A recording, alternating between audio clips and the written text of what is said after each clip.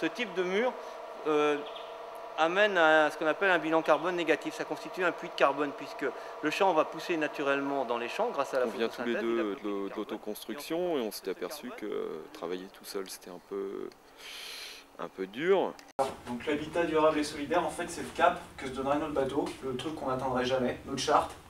On n'atteindra jamais parce que c'est un projet utopique, c'est un projet, voilà, on ne le verra pas à l'échelle de notre génération.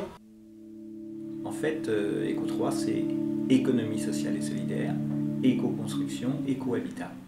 20 réseaux de l'économie sociale et solidaire de Bretagne, Pays de la Loire, Basse-Normandie se sont réunis dans une démarche commune pour développer l'éco-construction et l'éco-habitat dans une perspective réelle de développement durable.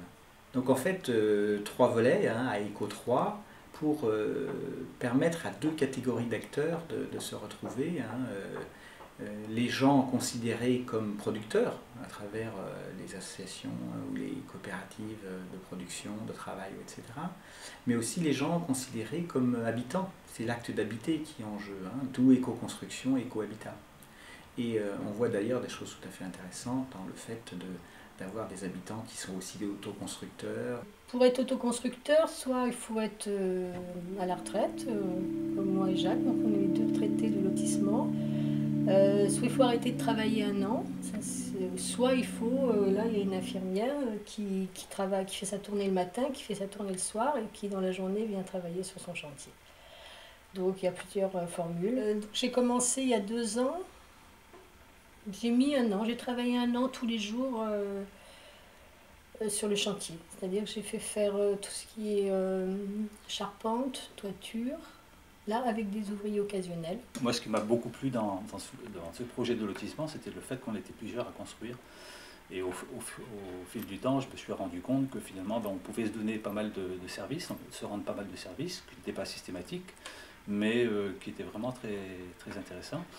Et puis, les coups de main et tout ça, ça s'arrête, ça ne va pas s'arrêter à la fin des maisons, ça va continuer après, parce qu'on se donne toujours on a toujours besoin de quelque chose que le voisin a, donc on a beaucoup d'échanges comme ça fréquemment. On peut faire du covoiturage, on peut faire quelqu'un part dans un magasin, on prévient les personnes qui sont à côté qu'elle y va pour pouvoir faire les courses. Il y a une bonne solidarité entre les constructeurs. Donc Empreinte facilite l'accès à l'autoconstruction en proposant différentes activités. Tout d'abord les visites, ou les visites de maison, donc, où les gens vont pouvoir découvrir des matériaux, découvrir les modes de mise en œuvre, au-delà d'un catalogue, mais vraiment sur le terrain de manière très concrète, voir qu'est-ce qui peut se faire. Et ensuite, on va proposer des formations où on va leur apprendre à faire des enduits, à faire des briques, ou à faire encore des murs, par exemple, tels que la bauge, qui est une construction traditionnelle en Ille-et-Vilaine. Quand on dit un éco-habitat accessible à tous, c'est à la fois à travers des actions de facilitation de l'autoconstruction, c'est aussi l'accompagnement de groupes d'habitants qui veulent donc partager un immeuble ou des maisons dans un cadre commun. C'est aussi tout ce qui est la diffusion des expériences et l'analyse des expériences vécues. Et puis c'est enfin l'accessibilité sociale à travers la lutte contre la précarité énergétique. C'est pour l'instant, moi je glane tout ce que je peux sur l'habitat groupé. Donc l'une des traditions autour de l'habitat groupé, on a parlé des castors, on a parlé de l'habitat autogéré, mais il y a aussi des cités-jardins. Les cités-jardins, c'est une façon de parler d'éco-hameaux, etc. Environnement et habitat. Bien. Moi, je suis la voisine d'Elisabeth, en fait. Bon, je suis la voisine d'Anne. Et nous sommes les voisines de Pierre-Yves. Voilà. Et vous avez vu la lumière. Cohabitat solidaire, c'est le site de cohérence et du GRT, groupement de ressources territoriales de l'Ouest, sur l'habitat groupé. Le but de ce site-là, c'est que ce soit une porte, une ouverture sur d'autres sites et le monde de l'habitat groupé. Le point clé de ce projet-là, c'est une carte des projets qui va permettre de mettre en lien des gens qui offrent un habitat groupé et des gens qui demandent un habitat groupé, parce qu'on sait qu'aujourd'hui, l'habitat groupé correspond à un besoin d'un certain nombre de citoyens de vivre autrement. L'ARP, c'est l'association régionale de promotion de l'éco-construction en Basse-Normandie, qui regroupe à la fois des artisans, des citoyens et des associations qui travaillent sur l'éco-construction. On a entamé un travail de recensement des maisons éco-construites en Basse-Normandie, ce qui représente 66 maisons pour l'instant, pour essayer d'identifier les motivations des éco-constructeurs, les matériaux utilisés, les problèmes rencontrés dans ces constructions-là.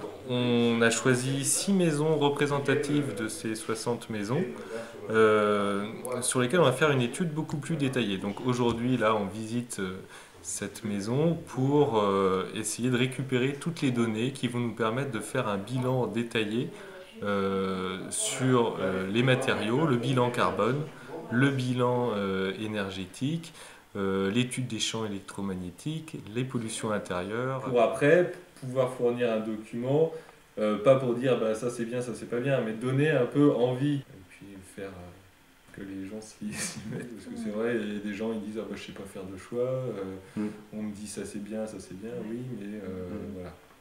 Là on aura vraiment un retour sur l'expérience.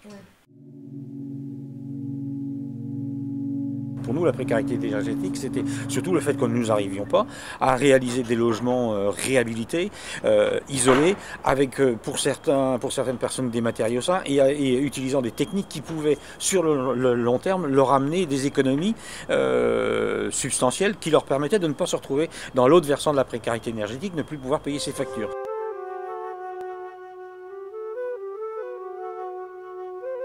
Donc le GRT, Groupement de ressources territoriales de l'Ouest, est né d'une rencontre à Toulouse, qui sont les rencontres nationales de l'habitat groupé et des coopératives d'habitants.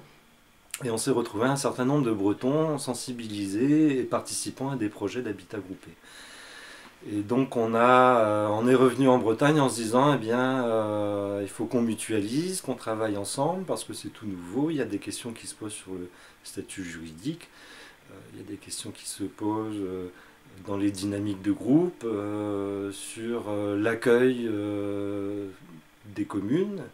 Et donc il faut sensibiliser à cette question d'habitat groupé, il faut permettre aux gens de se regrouper, d'échanger leurs expériences. Donc on a organisé 3 rencontres à Redon, à Plumaudan et à Rennes sur ce thème-là. Et on souhaite aller plus loin, c'est aussi de favoriser l'accompagnement. La coformation, c'est un chemin.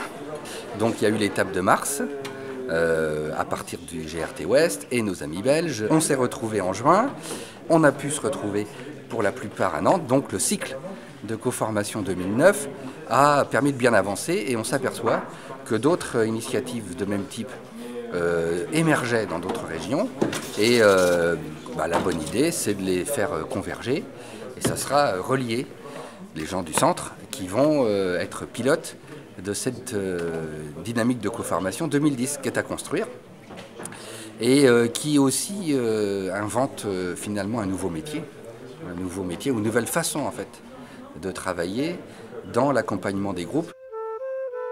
ECLIS comme éco-construction locale et initiative solidaire. C'est un projet de structuration et de développement de la filière éco-habitat sur le pays de Dinan. La plupart des gens que je rencontrais qui avaient un projet en éco-habitat étaient un peu livrés à eux-mêmes, c'est-à-dire qu'ils devaient rechercher les informations, rechercher les intervenants. Et ça, régulièrement, c'est un problème qui se rencontrait. Donc ça paraissait évident de se regrouper entre les différents artisans, entre les différentes structures qui étaient intéressées par l'éco-habitat pour faire ce lien entre les particuliers, les collectivités qui avaient un projet en éco-habitat, puis ceux qui avaient déjà une expérience et qui travaillaient dans ce domaine. L'idée derrière de ce groupement d'entreprises, un groupement professionnel d'éco-construction, c'est de structurer la filière bien évidemment. C'est de permettre à des petites structures aussi de répondre en commun à des appels d'offres. C'est de permettre aussi de la mutualisation de moyens, mutualisation aussi de compétences.